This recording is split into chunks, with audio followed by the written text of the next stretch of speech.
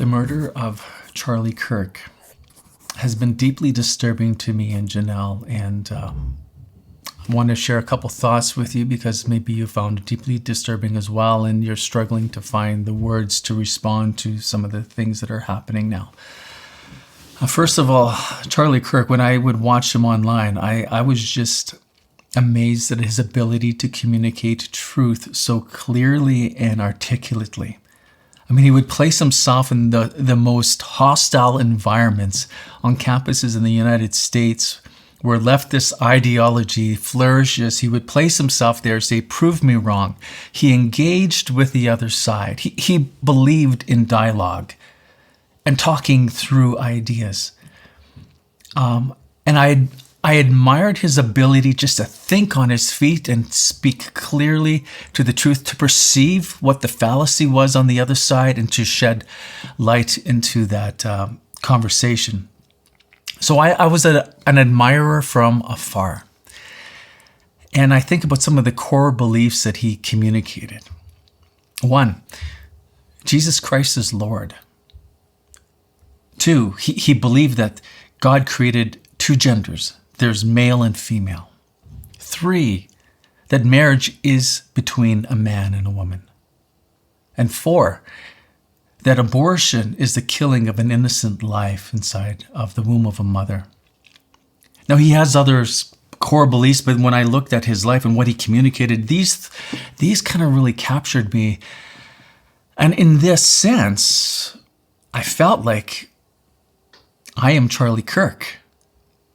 Because those things that he communicated so clearly align with my Catholic belief. And in one sense, I think Charlie Kirk was more Catholic than most Catholics because he believed these things that are essential to our Catholic faith. And if you don't believe these things and you claim to be Catholic, you're not really a good Catholic. You're making up your own version of Catholicism and the Christian faith. And so the left hated him for this because he communicated these ideas so clearly and so concisely that they couldn't respond effectively. And so then what did they do? Well, one on the far left killed him. Killed him for it, for believing the truth and communicating it clearly. And why, first of all, killing an innocent man is just wrong. He goes into an area for public discourse and then he's shot. I mean, that in itself is just evil. But what I think, why this resonates so much with so many people, and including myself, is because we can see Charlie Kirk defending the values that we hold. And then if he's killed, well, what does that say about you and me? If that's what people really think and have so little regard to human dignity that come up with this idea, well, now I can't argue with you. Well, then my next solution is this. Well, I'll just have to kill you. What does that say about everyone else who holds the same values that Charlie Kirk did? Keep in mind, they're not fringe ideas, core Christian values. In large part, I would agree with what he had communicated, especially with the ones that I shared with you. So find it deeply disturbing that this is the place that we have descended to in our society. Another thing I find tremendously disturbing is what's been following. People rejoicing in his murder. I mean, there is no justification for the killing and the murder of an innocent man. None. And I thought this would be obvious. Of course we would be concerned with this. Of course this would be a great act of evil. And I actually assumed that those on the left, even those far, far left, would get that. But what I have been disturbed by is this unveiling of evil within our society. And I've come to realize, actually, there's a lot of people out there who are delighting in his murder. There is no reason, just reason, to delight in the murder of an innocent man. No matter how much you disagree with somebody's religious and political beliefs, there is no reason for that. To delight in one's murder? When you delight in somebody else's murder, you are cooperating with evil. And it shows that your will is gravely disordered. The Catechism puts it this way: moreover, we have a responsibility for the sins committed by others when we cooperate in them, by participating directly and voluntarily in them, by ordering and advising, praising or approving them, by not disclosing or hindering them when we have an obligation to do so, by protecting evildoers. The celebration of the murder of Charlie Kirk is gravely disordered. It is a cooperation with evil. So here's a question for some of you. When this happened, when Charlie Kirk was killed, you heard the news, and then you went back to work. What did you hear people say about him?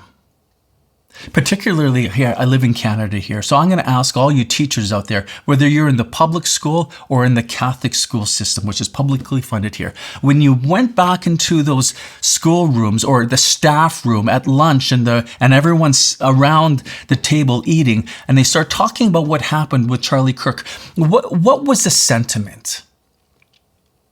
Were people shocked and horrid and outraged and saddened by what happened? Or was there a secret delight? A smiling in the corners of the staff rooms? I'm just wondering, tell me, what did you see when you went back to work, you yourself? What were co-workers saying? Were they saying something like, well, you know what, yeah, he had it coming to him? And I can understand why someone would want to take him out. There is no justification for killing an innocent man because of his political and religious beliefs. And so if you're witnessing these people in some way, in some form, delighting and approving of his murder, realize that they have a gravely disordered will. Now, I'm wondering now then, do we have a responsibility to correct that in those situations? I think yes. I think so. How do you do that?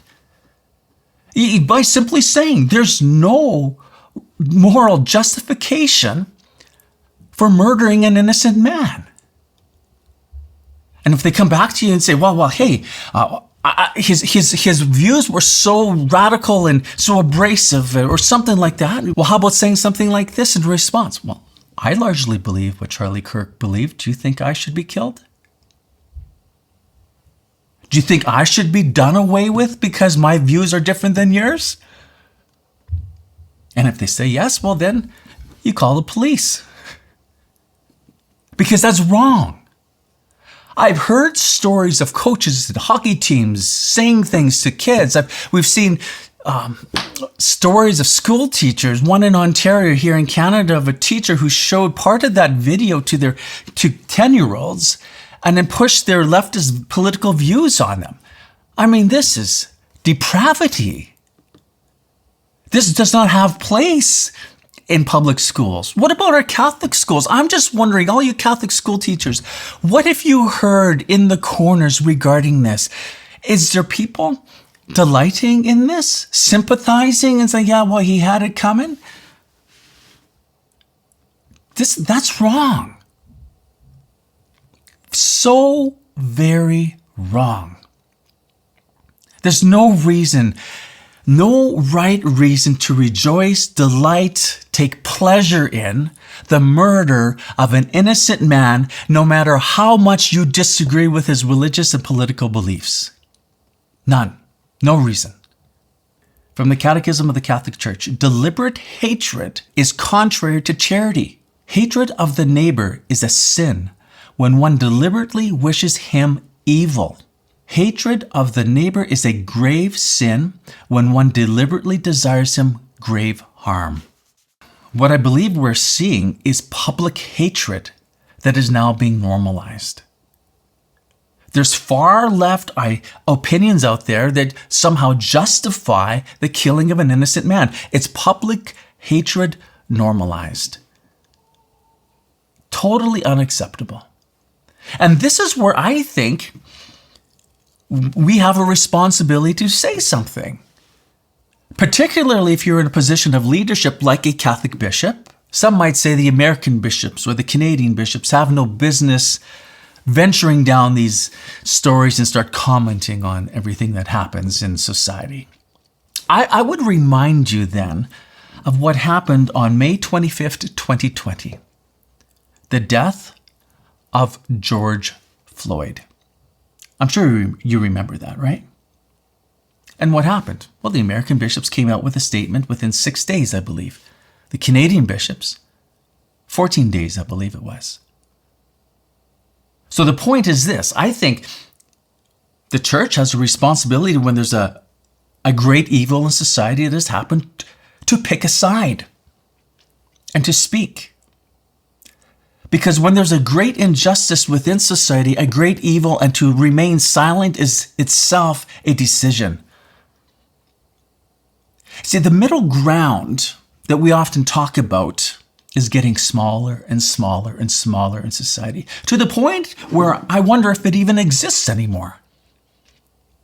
You have to choose a side eventually. It's good or evil. So I think that's kind of where we've been pushed the last number of years, the last 10 years. The land is getting smaller and smaller, that middle ground. I don't know if it exists anymore. I think there really is a great divide. And it is the responsibility of the church to speak to that. Because the church does have something to say. And we do need our leaders to speak with charity and clarity to the things that people really struggle with.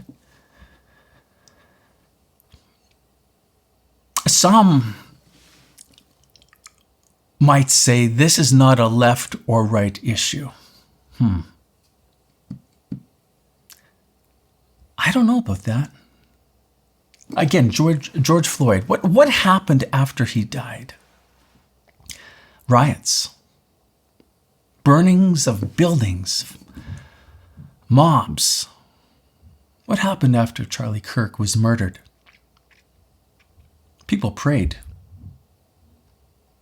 It seems like a pretty big contrast in response to me. The value system between a political left and political right is pretty remarkable, wouldn't you say? Because I don't see people being murdered by people even on the far right, targeting the left. I don't see that. But here we have somebody who was steeped in leftist ideology, which is a fact. A Governor Spencer Cox, I believe his name was, from Utah, mentioned that in his news interview recently, that the shooter was steeped in leftist ideology. Am I saying that everyone on the left is like this? No. But I do see a lot on the left who are delighting in the murder of an innocent man, which I actually am shocked by. And I think this has been a great reveal. A great reveal. So where do we go from here? I don't know. I'll have more to say on this later, but for now, I think the biggest thing is the truth wins in the end. The truth always wins in the end. There is a resurrection after a crucifixion. That's the Christian message. That's what we believe. That's where a Christian's hope is. No matter how bad it gets, we always win. Because Christ is victorious and we unite ourselves to him and we live according to what he has revealed to be true, right, noble. So as we go forward, I think we have to live according to what Christ has taught. I don't think this is a kumbaya experience where we all sit together in a circle, hold hands, and figure out what to do in a nice kind of way. I think justice needs to be served.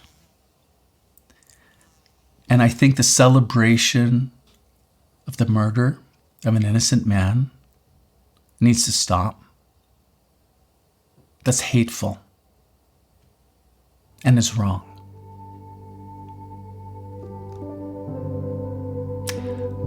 See you soon. God bless.